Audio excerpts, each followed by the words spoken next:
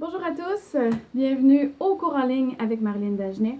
Aujourd'hui, on parle des 3 sortes de voix. Peut-être qu'il en existe d'autres. Moi, ce que je vous enseigne, en fait, ce sont les principales, c'est celles qu'on m'a enseignées à moi dans ma formation. Et je parle de la voix de poitrine, de la voix de tête et de la voix mixte. Quand je pose la question à mes élèves, est-ce que tu connais les sortes de voix? Et je me fais souvent dire, oui, il y a la voix de gorge. Ouais, bon. La voix de gorge, ce serait plus pour des chants gutturaux, dis-je. Alors, dans des cas comme ça, non, c'est pas de ce genre de voix que je parle. Moi, je parle des voix qu'un chanteur se doit de connaître afin de mieux utiliser son instrument. Alors, la première des voix, ça s'appelle la voix de poitrine. En anglais, on va dire souvent belting parce que c'est au niveau du diaphragme. J'en parlais précédemment, donc pour soutenir la voix. La voix de poitrine, c'est notre voix parlée. Donc, si je fais frère Jacques, c'est la voix de poitrine. C'est la voix qu'on veut utiliser la majorité du temps dans des chansons parce que c'est notre vraie voix, en fait. C'est notre voix, notre première voix, celle qui nous ressemble le plus. C'est celle qu'on veut utiliser le plus souvent. Par contre, la voix de poitrine, elle a ce qu'on appelle une limite. À un certain moment donné, à une certaine hauteur, la voix de poitrine ne veut plus fonctionner. C'est trop aigu. Et ce qui se passe, c'est que dans le cerveau, il y a quelque chose, une petite voix qui dit « moi, je ne vais pas chanter là, je ne vais pas chanter cette note-là en voix de poitrine, je refuse, tu vas te blesser. » Alors, qu'est-ce qui se passe? C'est qu'il y a une autre voix qui apparaît, qui s'appelle la voix de tête.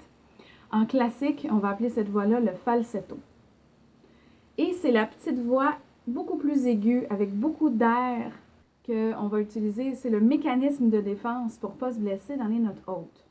Donc, si je ne réfléchis pas et que je veux chanter très aigu, je vais faire « Frère Jacques, voix de tête.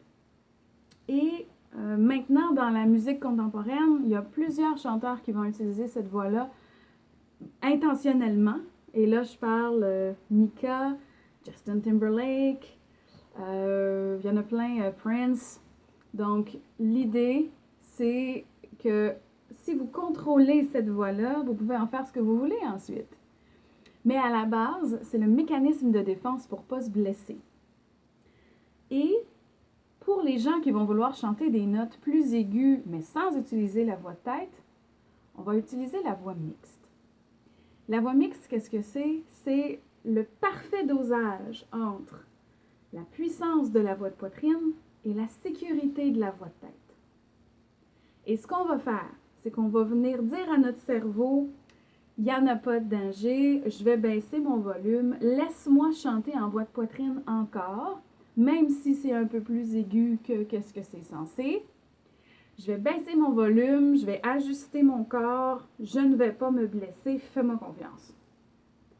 Et c'est à ce moment-là que la voix mixte, on dit mixte parce que c'est le mélange de la voix de poitrine et de la voix de tête, ou il y en a qui vont l'appeler la voix du milieu.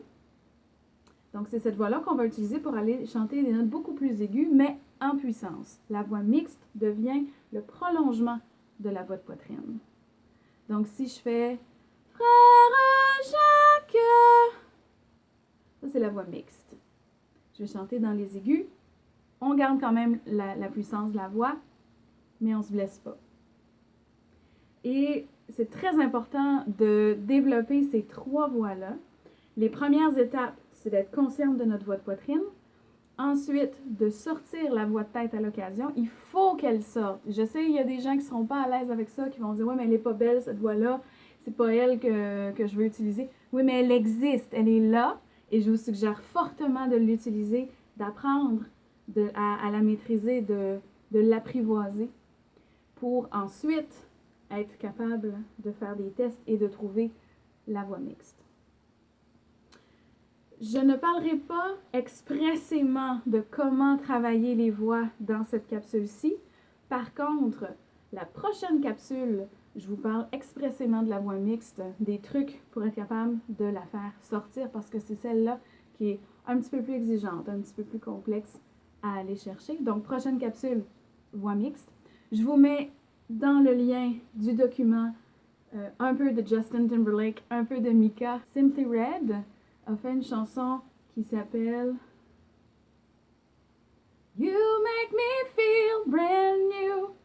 Et vous allez avoir une version studio où, dans le refrain, il chante en voix de tête, mais il l'utilise, c'est ça lui, le résultat qu'il a voulu avoir.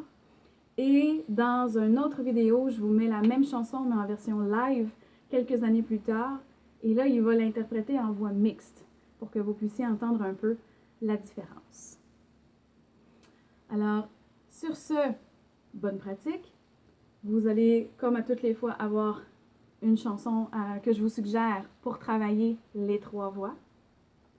Je vous souhaite une excellente pratique. Pour plus d'informations, visitez notre site web productionmarylindagenet.com. C'est possible de me rencontrer en personne à mon studio de Montréal. Je suis toujours disponible par Skype et vous avez le lien Facebook pour le groupe secret où nous pouvons avoir une rencontre interactive. Le cours de chant qui fait du bien avec Marilyn.